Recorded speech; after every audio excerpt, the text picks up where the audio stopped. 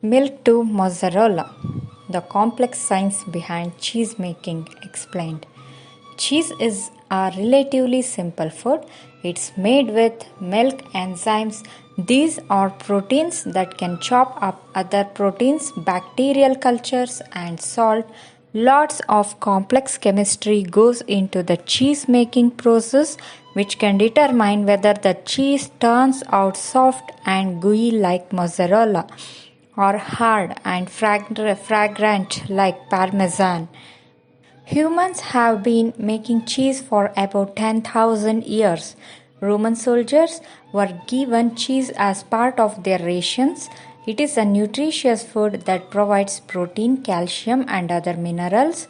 Its long shelf life allows it to be transported, traded, and shipped long distances. Cheese is predominantly made with cow's milk, but you can also find cheese made with milk from other animals like sheep, goats, and even water buffalo and yak. Unlike with yogurt, another fermented dairy product, cheesemakers remove whey, which is water to make cheese. Milk is about 90% water, whereas a cheese like cheddar is less than about 38% water. Removing water from milk to make cheese results in a harder, firmer product with a long shelf life. Since milk is very perishable and spoils quickly, before the invention of refrigeration, milk would quickly sour. Making cheese was a way to preserve the nutrients in milk so you could eat it weeks or months in the future. All cheesemakers first pump milk into a cheese vat and add a special enzyme called rennet. This enzyme destabilizes the proteins in the milk. The proteins then aggregate together and make a gel. The cheesemaker is essentially turning milk from a liquid into a gel. After anywhere from 10 minutes to an hour, depending on the type of cheese, the cheesemaker cuts this gel typically into cubes. Cutting the gel helps some of the whey or water separate from the cheese curd, which is made of aggregated milk and looks like a yogurt gel. Cutting the gel into cubes lets some water escape from the newly cut surfaces through small pores in the gel. The cheesemaker's goal is to remove as much whey and moisture from the curd as they need to for their specific recipe. To do so, the cheesemaker might stir or heat up the curd, which helps release whey and moisture.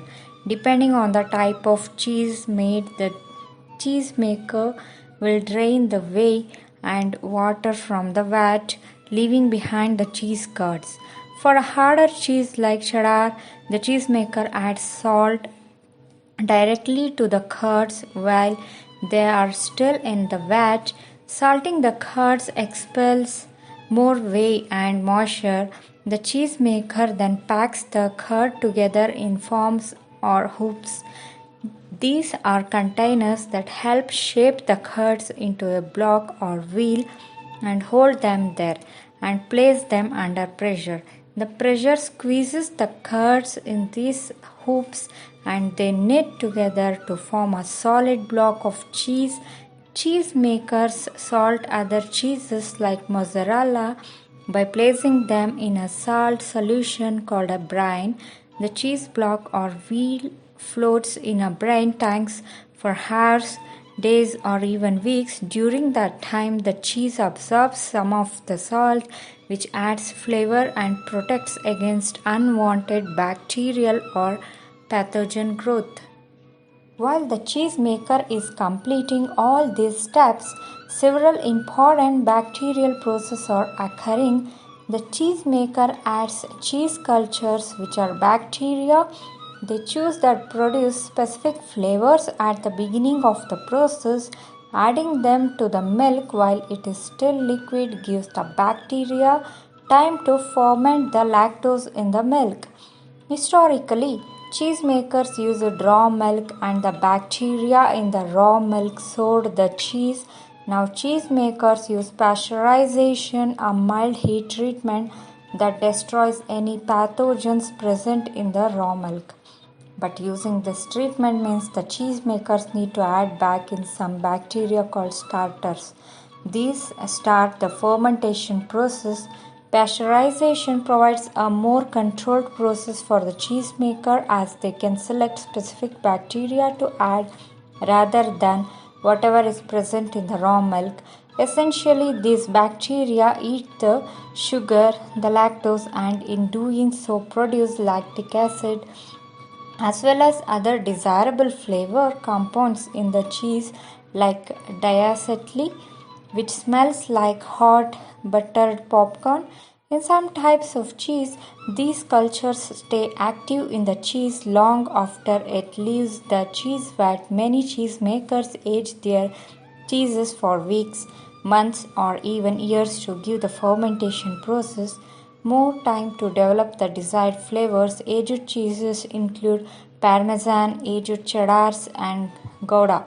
In essence, cheese making is a milk concentration process. Cheesemakers want their final product to have the milk, protein, fat, and nutrients without as much of the water. For example, the main milk protein that is captured in the cheese making process is casein. Milk might contain about 2.5% casein content, but a finished cheese like cheddar may contain about 25 casein or protein. So, cheese contains lots of nutrients, including protein, calcium, and fat. There are 100 different varieties of cow milk cheese made across the globe, and they all start with milk. All of these different varieties are produced by adjusting the cheese making process. For some cheeses like Limburger, the cheesemaker rubs a smear a solution containing various types of bacteria on the cheese surface during the aging process. For others like Camembert, the cheesemaker places the cheese in an environment that encourages bacteria or fungi growth. Others, like bandaged cheddar, are wrapped with bandages or covered with ash. Adding a bandage or ash onto the cheese surface helps protect it from excessive mold growth, and it reduces the amount of moisture lost to evaporation. This creates a harder cheese with stronger flavors. Over the past 60 years, cheesemakers have figured out how to select the right bacterial cultures to make cheese with specific flavors and textures. The possibilities are endless, and there's no limit to the cheesemaker's imagination.